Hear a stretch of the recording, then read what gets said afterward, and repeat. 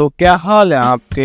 तू मेरा बचपन का साथी, मेरा पार्टनर इन क्राइम, मेरा सबसे प्यारा दोस्त है। तुझे कभी किडनी की जरूरत पड़ेगी ना तो मैं निकाल के दूंगा।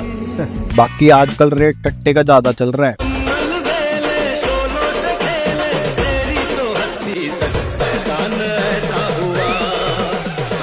लेकिन इसको मारा किस बात पे? 30 लाख के फ्लैट में रहकर खुद को अमीर समझती है वो।